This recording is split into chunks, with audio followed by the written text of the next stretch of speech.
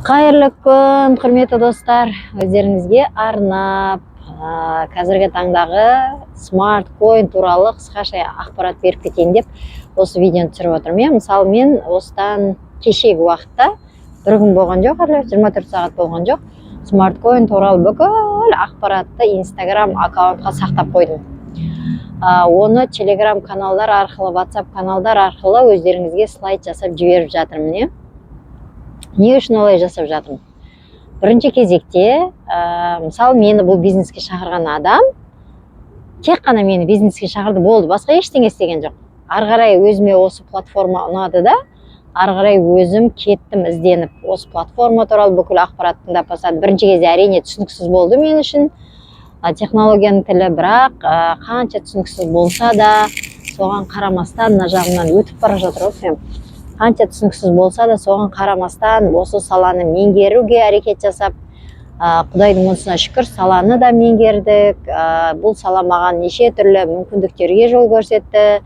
Қазіргі таңда жаңағы қалай адамдармен жұмыс жасайтын мүмкіндіктерді көрсетті, қалай жұмыс жасамау керек екенін көрсетті. Сондықтан мен сіздерге жасау керекті, жасау керек еместі қазір біртіндеп өздеріңізге жеткізетін боламын. Бірінші кезекте бұл онлайн бизнес қой. Онлайн бизнес деген ол, мысалы, біз жүрген жерімізде бизнес жасап кете беретін, қолымызда телефон мен интернет болса болғаны деген бизнес қой негізі. Бірақ онлайн бизнесті біздің отандастарымыз, енді барлығы бірдей емес, кейбір отандастарымыз быт-шытын шығарды, яғни шыт-бытын шығарды. Неге?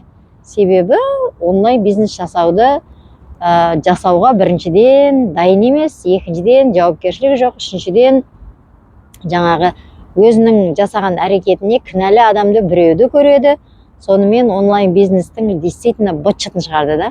Сосын бұл енді менің алған ең керемет сабағым. Мысалы, бізде барлығы монетада болды ғой.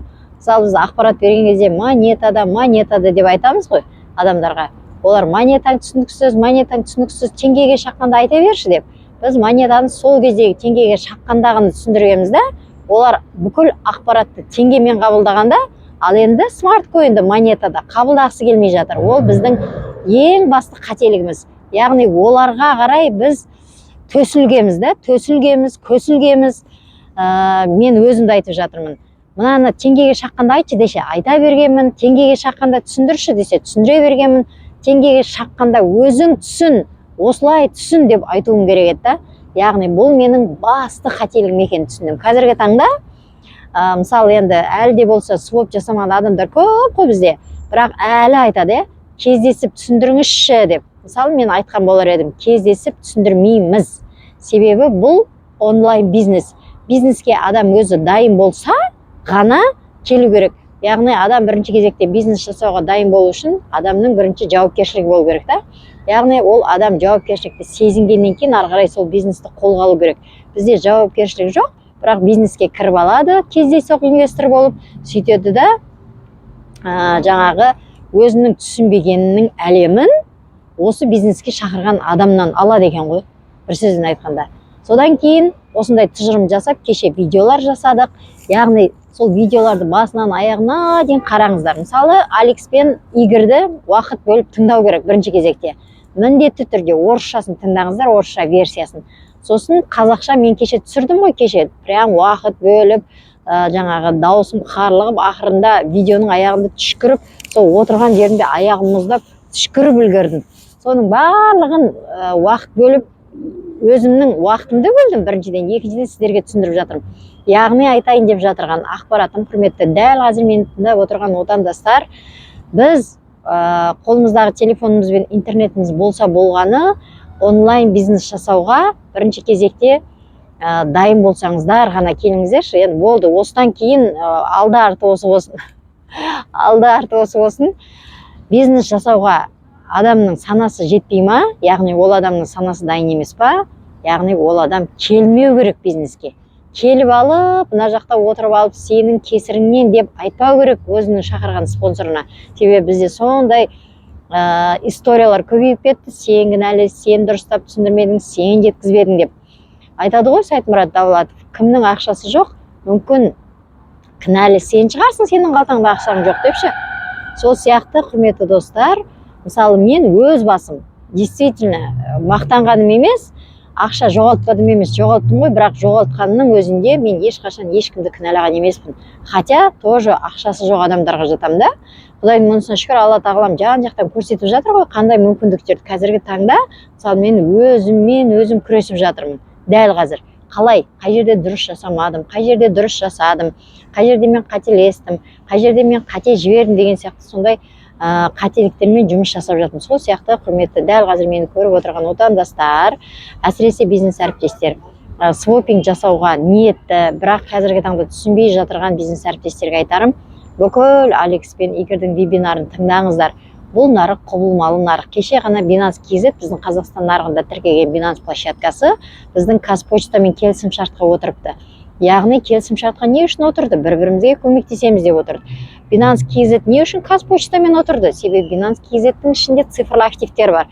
Қазпочтаға не үшін Binance KZ керек? Себебі болашақта Қазпочта Binance KZ-тің қызметіне, сервисіне мәжбүр. Яғни болашақта бәрібір Binance KZ Қазпочтаға керек болады. Қазпочта кімге керек? Қазпочта бізге керек. Біз бір-бірімізге жаңа Қазпочтаның көмегімен елден елге, ауданнан ауданға, қаладан қалаға посылкалар жібереміз. Ол посылкаға не төлейміз? Теңге төлейміз. Яғни болашақта цифрлы актив төлеуіміз ғажап емес. Сондықтан құрметті достар, дәл қазір осы видеоны көріп отырған бізге как раз смарткоин монетасы, мысалы бұрын түсінбей жатырсаңыздар, бүкіл монеталарыңызды смарткоинға свопқа өткізу керек қой. Соны өткізе отырып, сол монетаның құндылығын, не үшін оны сақтау керек екендеріңізді мен бүкіл ақпаратты осы YouTube арнаға жүктеп қойдым ғой, видео жасап.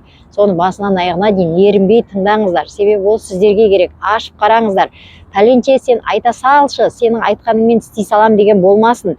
Пәленше айта салып, айтқанымен істей салғандардың рахаттанып таяғын жеп жатыр қазіргі таңда пәленше. Сондықтан пәленше де түгенше де сіздерге айтпайды. Олардың миы сіздерге ми болмайды. Сіздер өздеріңіз ашып қарасаңыздар, өздеріңіз меңгерсеңіздер, бүкіл ақпарат сонда ғана түсінікті болады. Пәленшенің миы ол өзіне ғана ми. Сондықтан пәленше де түгеншеден де сұрамай, өздеріңіз видеоны ашыңыздар да басынан аяғына дейін тыңдаңыздар. Сонда ғана сіздер ол ақпаратты, ол өздеріңіздің салған ақшаларыңызды құнды цифрлы актив екенін түсінетін боласыздар. Енді мен осы видеоны не үшін осы жерде далада отырып сіздерге түсіріп жатырмын? Біріншіден табиғаттың қандай керемет екенін. Мынау өткенде бір жерден информация тыңдап қалдым. Мынау тұрған шыршалар қараңыздар, неше жылдық шыршалар. Осындай жылдық шырша болуына, шыршаларды өсіруіне біреулер күтім жасап жатыр. Сол сияқты бізде өзіміздің активтарымызды осы шыршалар сияқты өсіріп қарайтын болсақ, біздің активтарымыз болашақта осылар сияқты өсетін болады. Біздің ол шыршаларды бағып қағып қарап жатыр ғой. Сіз активтарыңызды тура солай бағып қағып қарау, ол сіздердің білімдеріңізді дамыту дегенді білдіреді. Сондықтан құрметті, дәл қазір мені тыңдап отырған қымбатты да қадірлі менің отандастарым, қымбатты да қадірлі менің замандастарым, біз бәріміз бір заманда өмір сүріп жатырмыз. Ақшаның эволюциясы ауысатын заманда өмір сүріп жатырмыз. Сондықтан қазіргі таңда біз сіздермен тарихты құрып жатырмыз. Яғни ақшаның эволюциясы келе жатыр. Цифрлы ақша болады барлығы. Оның барлығы бұйырса ары кетсе 5 жылда қолға алынады. Яғни криптовалютаны цифрлы актив ретінде бүкіл елге заңдастыру процесі басталып кетті. Әр ел заңдастырып жатыр. Өткенде Binance-тың жаңағы метап жиналысы болды ғой, жаңағы ұйымдастырған. Сол жерде айтып жатыр, жаңағы аналитиктерді, талдаушылар айтып жатыр. Криптовалютаны жаңағы дұрыс жаңағы запрет жасамай, тыйым салмай қабылдаған елдердің жағдайы қабылдамаған елдермен салыстырғанда жақсы деп. Сондықтан олар талдап бәріне анализ жасап болды. Енді тек қана қабылдау ғана қалды. Сондықтан крипто сала, цифрлы сала бүкіл нарықта заңдастыру процесі қолға алынып жатыр. Қолға алғандар ары қарай жаңағы Binance KZ мысалы Қазпочтамен келісімшартқа отырды ғой. Сол сияқты бүкіл жаңағы ТОшниктармен, ИПшниктармен осылай келісімшартқа отырып бастаса, цифрлы актив кәдімгі теңге сияқты қолдан қолға жүріп тұратын актив болады. Мысалы теңгені біз қалай пайдаланамыз, өзімізге затты қызмет түрін алғанда пайдаланамыз. Сол сияқты біз цифрлы активтерді затты қызмет түрін алғанда пайдаланатын боламыз. Оның аулы алыс емес. Қазірден бастап түсініп, осы саланы меңгеріп, цифрлы актив ретінде қабылдасаңыздар, өздеріңізге жинақтасаңыздар, соны үйренсеңіздер, қалай сатып алуды, сатуды, қай кезде сатуды, қай кезде сатып алуды, яғни нарықтың заңдылығын меңгерсеңіздер, сіздер міндетті түрде болашақта өздеріңізді қалай деп айтсам екен, 90-шы жылдары бизнес бастап, елдің бәрі ала дорба арқалап бизнес бастап кетті ғой. Солар кейін болашақта байып кетті. Сол сияқты біздің ала дорбамыз қазіргі қолымыздағы телефонымыз бен интернетіміз. Яғни қолымыздағы телефон мен интернеттің мүмкіндігін пайдаланған әрбір адам өзіне болашағына үлкен байлыққа жол ашады. Өзінің болашағына капитал жинақтайды. Капитал деген сол байлық, құрметті достар. Менің видеом ұнаса міндетті түрде лайк басып, комментарийға өз ойларыңызды қалдырып кетуді ұмытпаңыздар. Менің мақсатым сіздерге қарапайым тілмен қазіргі цифрлы бағытты қолымнан келгенше түсіндіру. Мен цифрлы бағытты бұрын елдің бәріне көрген сайын айта беретінім, қазір түсіндім да, себебі мен таяқ жедім, әбден жақсылап тұрып. Сондықтан маған Алла тағалам солай сабақ берді. Сондықтан мен ол сабақты қабылдадым. Алла тағалам берген сабағын қазіргі таңда мен цифрлық бағыттан емес, өзімнің күнделікті қажеттілігімнен бизнес жасайтын болып шештім. Себебі мен ол қажеттілікті күнде пайдаланамын. Мен бизнес жасасам да, жасамасам да, соны пайдалана отырып, ел жұртқа соны жарнама жасап, соны түсіндіргенім артық екен ғой. Ал цифрлы активті өзім түсініп, өзім меңгеріп, осы саланы өзі үйренгісі келетін адамдармен жұмысымды ары қарай жалғастырып жатырмын. Ондай да адамдар бар екен, Құдайдың мұнысына шүкір. Өздері шығып, өздері үйренгісі келіп, өздері ынталанып жатырған адамдар бар, Құдайдың мұнысына шүкір. Үйретші маған, мен саған ақшасын төлейін деп жүрген адамдар да бар. Сондықтан, құрметті достар, санамызды дамытамыз. Бізді асырайтын біздің санамыз, түп санамыз, біздің миымыз, біздің біліміміз. Сондықтан жаңа технологияны, күн санап дамып жатырған жаңа технологияны, білімді дамытып, өздеріңізді дамытып, жаңа технология аясында өздеріңізге байлық жинайтын уақыт келді.